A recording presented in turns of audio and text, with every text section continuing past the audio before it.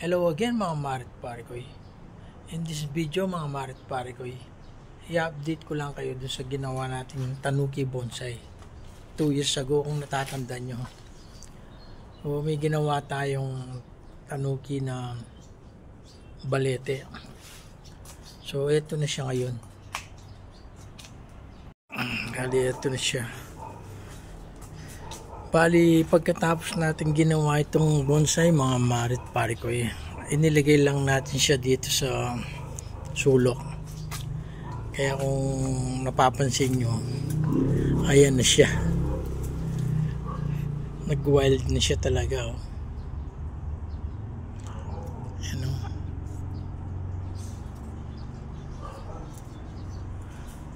Dumikit na rin yung dumikit na rin yung ibang ugat niya doon sa pader, kaya kailangan din natin siyang alisin dito mga Marit Parikoy. So kaso ko mga Marit Parikoy, hanap tayo ng backup kasi medyo mabigat to eh. Yan, kung natatandaan nyo, tayo rin gumawa yung first time natin gumawa ng pot, bonsai pot. Ayan, tapos linagyan natin siya ng mga bato. Yan, panoorin nyo mga Marit Parikoy dun sa natin, sa vlog natin. Yan, paano gumawa ng Tanuki Bonsai Part 5. Yan yung ginawa natin. Ayan, tapos nilagyan natin ng mga ornamental sa baba, pero dahil hindi na naarawan, namatay yung ibang mga ornamentals. So ito na lang yung natira, tsaka yun. Yan, yung iba namatay. Marami dati dyan sa ilalim niya. Kasi lumaki talaga siya ng todo.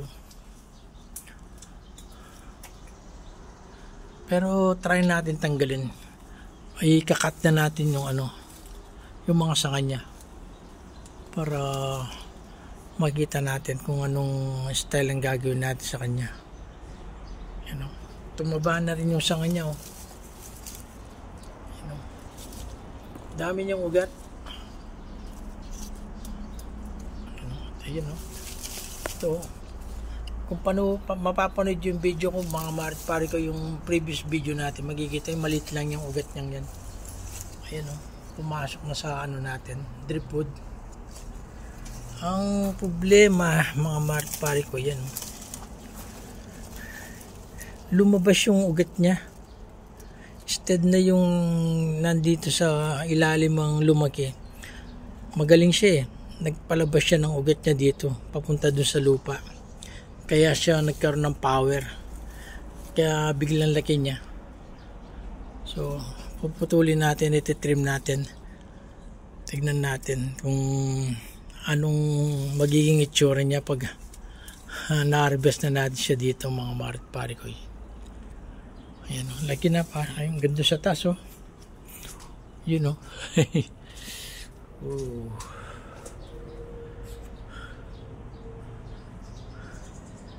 Actually, meron din tayong isang ficus na i-rescue nandito sa kabilang pader.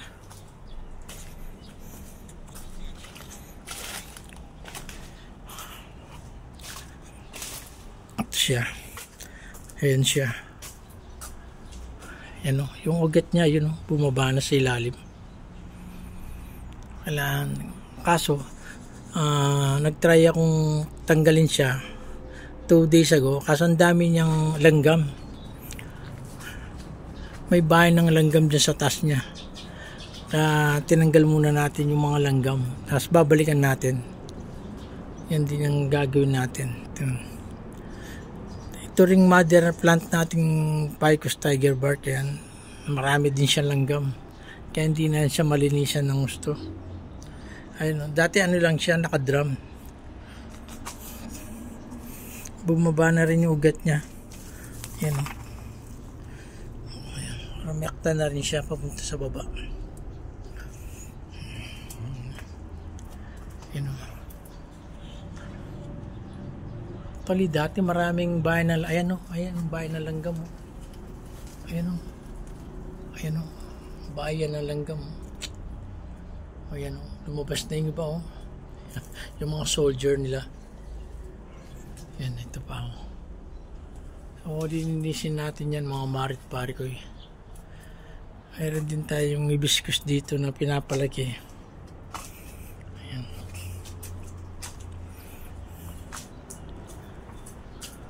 Pero bago natin galawin to mga marit pare ko, titirahin muna natin yung yung natin tanuki, ginawa natin 2 years ago. Ayan siya.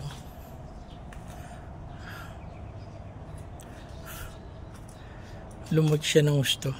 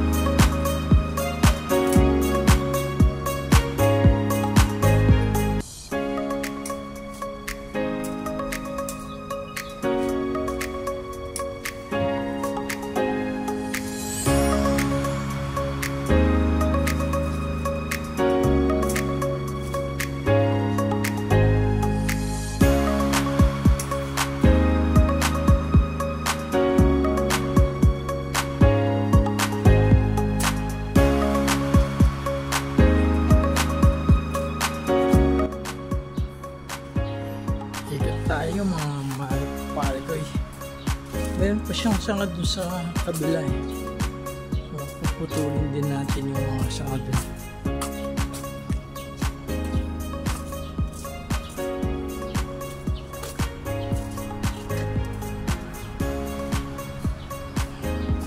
Ayun,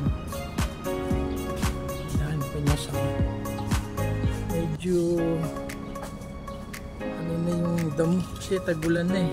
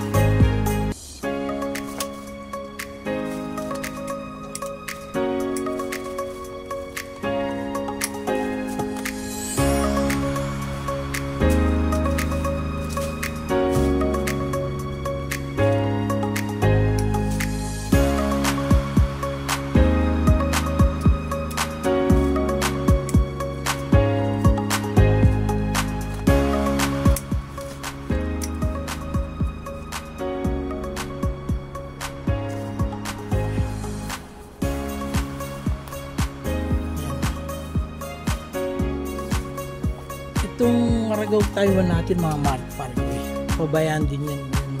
Umiakpag din siya sa lupa. Yan siya. Bonsai din natin ito dati. Kaso dahil yan, pabayaan natin dito. Yan, umiakta na siya. Yan. Siya.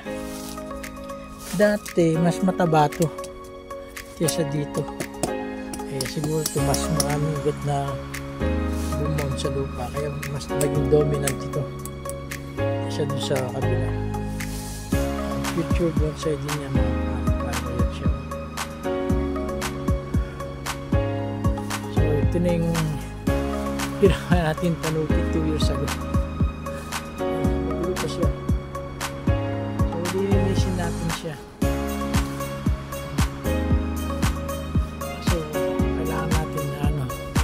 Siya ng pwesto lugar kasi tinugat niya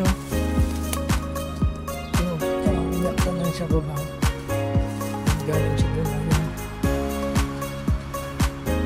Ito yung mga tinanim natin mga cactus. Yan, lumaki na to. Dati siyang ano lang, yan, mahaba na siya. Siguro ililipat natin yung mga yan. Ayan, nabuhay pala yung mga cactus. Yan, maganda yan. Kung mapapanood nyo yung previous video natin dyan sa tanuki natin mga mark-parkoy, pansin nyo, di pa tayo masyadong marunong mag-video tsaka mag-vlog nun. Actually hanggang ngayon di pa tayo masyadong marunong kasi madalang na lang tayo mag-vlog. So magkikita nyo naka-vertical yung ano natin video, di pa natin alam set. Kaya ngayon medyo natututo na tayo. 2 years, more than 2 years na tayo nag-vlog. Yun, sa awa ng Diyos, di pa tayo monetize. Hopefully, sana soon ma-monetize na tayo. Dami niyang ugat, oh. Nakalang tad-tad siya ng ugat. Nakakatakot siya, oh. Para sa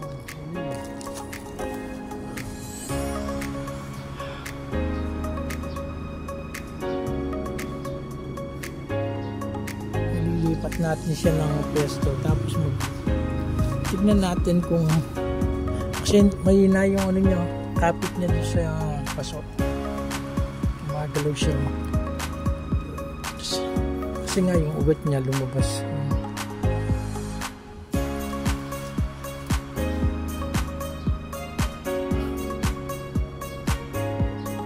So abangan nyo mga mark-parkoy yung part 2 sa next video na natin pagkikita yung ano natin mga parkoy, kung paano natin siya linisin, repat, tsaka branch selection.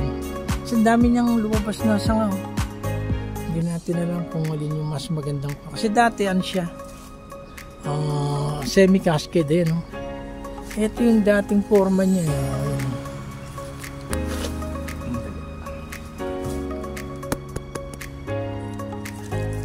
Kung makikita nyo, ito yung dating ano niya, oh.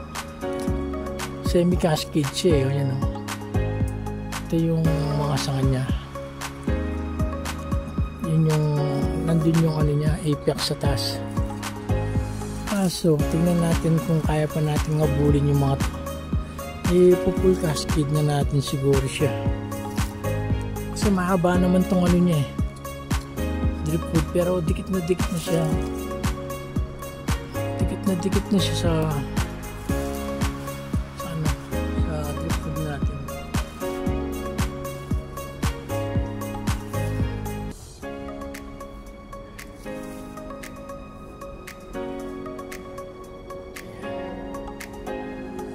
Medyo nagwali na rin sa ano natin, oh. Sa garden natin lumagyan na rin yung mga ibang ano natin din, red baliti, 21 jewels. Yan, ano siya. So abangan nyo sa next video natin mga mark-parkoy kung ano magiging itsura niya. Lilinisin natin siya, tapos hanap tayo ng para sa kanya. I-repat natin siya. Pero tignan natin kung pwede pa natin gamitin yung paso niya. Diyan talaga nakadesign yan eh. So mga Paragoy, hanggang next video. Huwag kalimutan like, share, and subscribe yung channel natin. Maraming salamat. God bless.